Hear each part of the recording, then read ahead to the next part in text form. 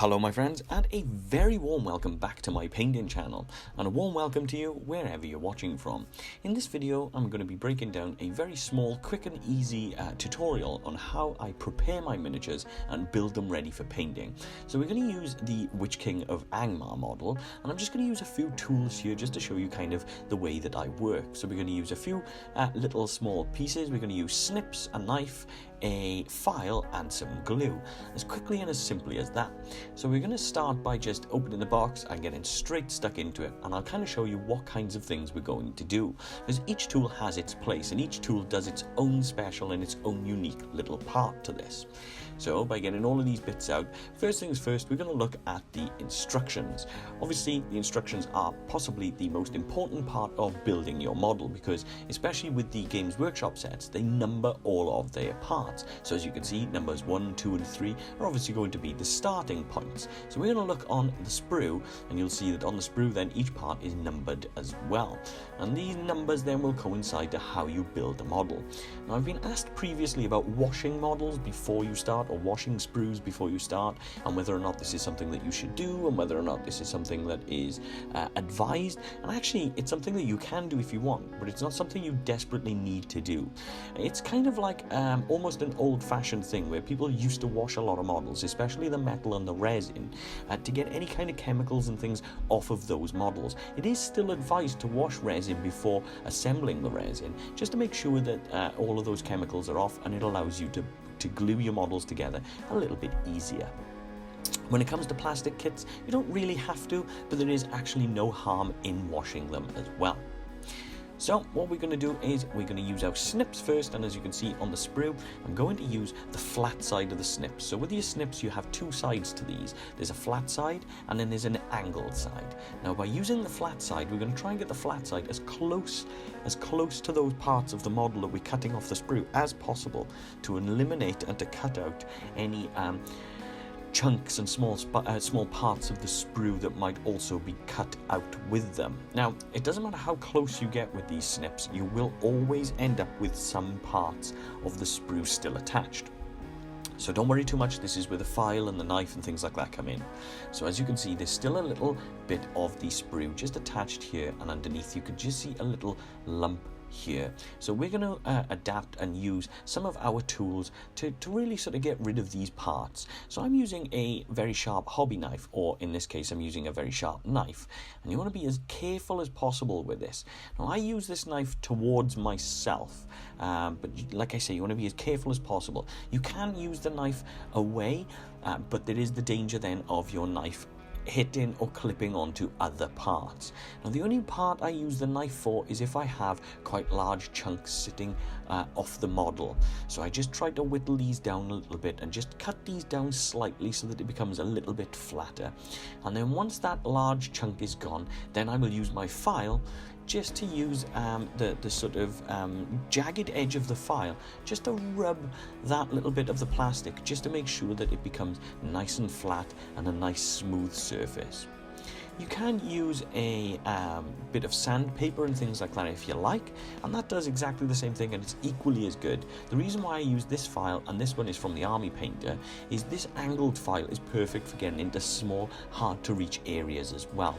Whereas if you're using a big chunk of sandpaper, I do find sometimes it can be hard to get that into some of those harder to reach areas. Whereas with the file, as you can see, I can use this in a few different areas, and it does work really, really, really well.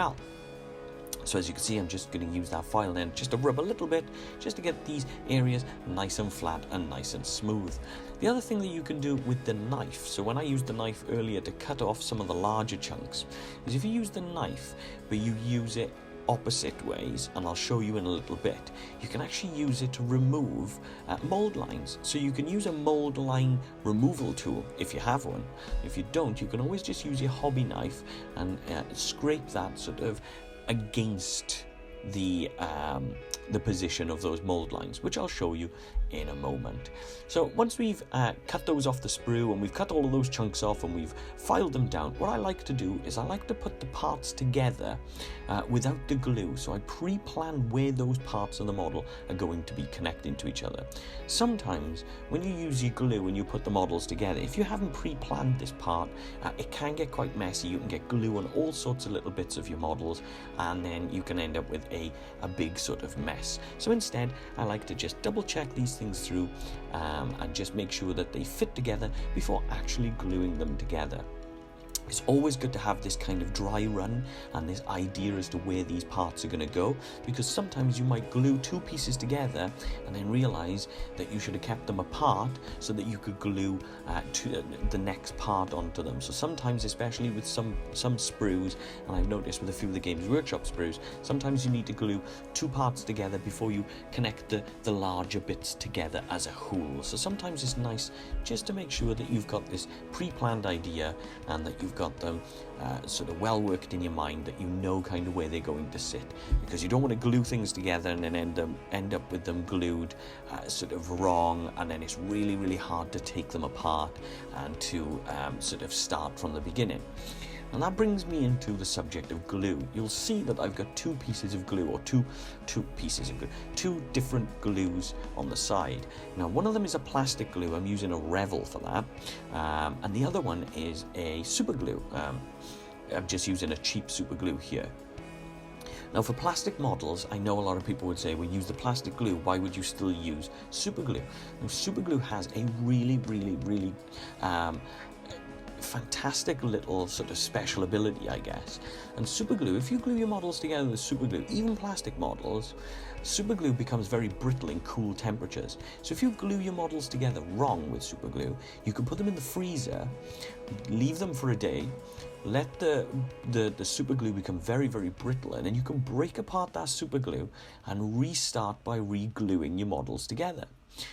With plastic glue, you don't get that ability, because with plastic glue, what that does is it melts the two bits of plastic together. So it creates a really, really fine bond between the plastic, but then it becomes much, much more difficult to take them apart. So super glue does have an advantage when using it for these models. The difficulty with super glue as well, though, is that a lot of super glue comes out of the pot quite quickly. So I do recommend using something like a small wooden stick to apply your super glue to the model, rather than using it straight out of the bottle, because too much super glue on your model will take away a lot of the detail and things like that. So in that sense, it does have a disadvantage as well. So just be careful with the glues and the glues that you use. For this video, I'm just going to simply use the plastic glue and just kind of show you how I put these together and how I glue these parts together.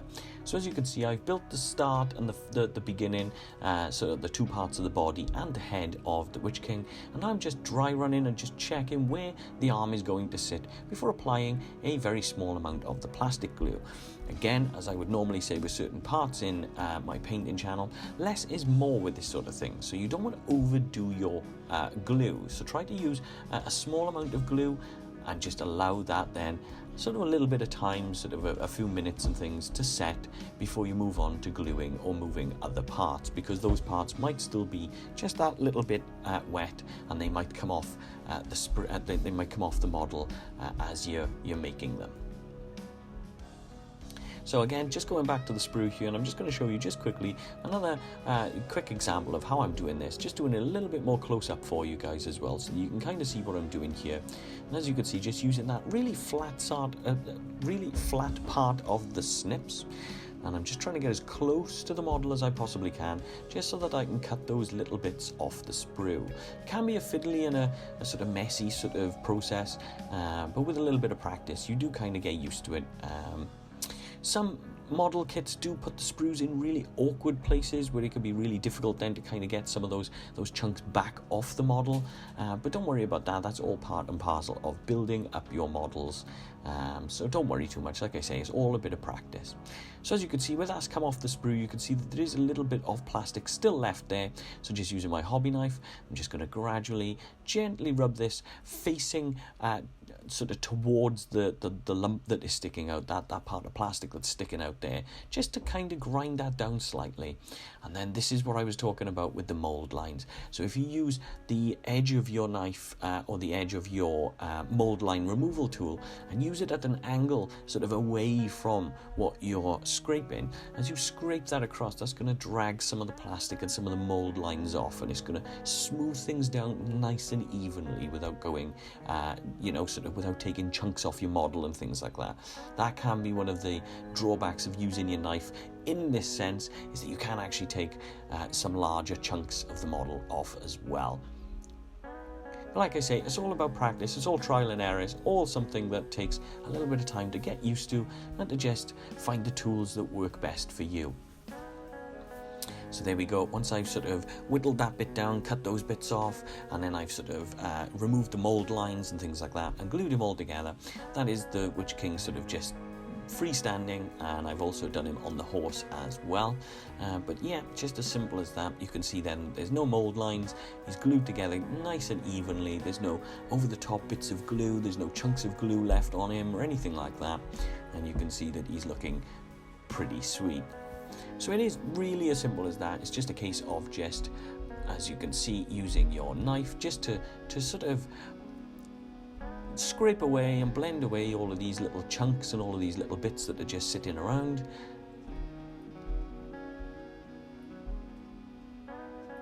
And there we go. We're also going to have a look at the horse and the mounted version as well. And I'm just going to give you an idea as to the glue. So whereas I said earlier about less is more with the glue, we don't want to go too extreme. I'll show you just with the horse's head here. It's kind of an awkward and fiddly thing to show you on camera. But you can see, again, just doing a quick dry run, just trying to work out where the head is going to be. It should just snap into place, which is hard to do while I'm looking at it through the viewfinder of my camera. But just like so, there we go. It just snaps into place there. So because it snaps into place without the glue, that means it's going to hold itself in place really well when we place the glue on the model. And as I say, less is more, so I'm just going to use a small dab just either side. So just a little bit on one side, a little bit on another side, not too much. We don't want too many big blobs and things like that, because that can dribble down the model, and then again, like I say, because this melts the plastic, you can lose some of the detail off the horse, off the models as well. So as I said, just trying to get this to snap into place. There we go, snapped into place. And now I'll leave that for a few minutes before moving on to the next stage, because we don't want that to still be wet while we are gluing other bits together. So yeah, we've done him on foot and we've done him sort of on horseback as well. It's as simple as that. Like I say, it's a few quick and simple and easy techniques. It's nothing too fancy, it's nothing over the top, but it's just a quick little video I wanted to show you how I build in these models and how they look, and sort of just giving you guys a few tips on sort of which glue to use and how much to use and things like that. So yeah, you'll have to try these things out. Let me know if this was a helpful little video, and if this is giving you guys a few ideas, or if it's showing you a few things that you didn't already know. And as always, my friends, thank you so much for watching. Thank you for your support, positivity, and everything else. Hopefully I will see you guys on the next one.